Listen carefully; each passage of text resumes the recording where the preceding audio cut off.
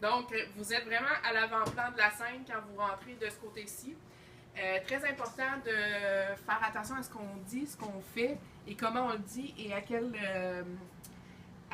ton on le parle aussi. Ici, c'est une atmosphère de respect qu'on veut. On veut que chaque employé se respecte et respecte nos clients. On veut que ça soit harmonieux, donc que ça soit pas tout le temps les mêmes qui fassent les tâches que les autres ne veulent pas faire.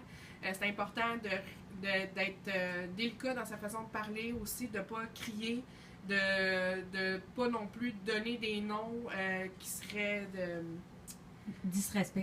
pas respectueux envers les autres. Donc, c'est ce qu'on s'attend de vous ici.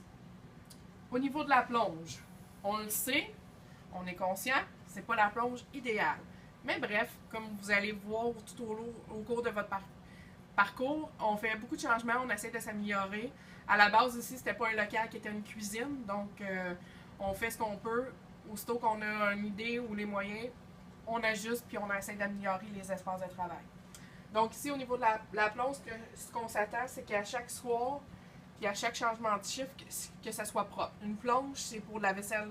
C'est sûr qu'il y a de la vaisselle sale, mais il y a aussi la vaisselle propre. Donc c'est important que le lave-vaisselle soit propre, que les lavabos soient propres.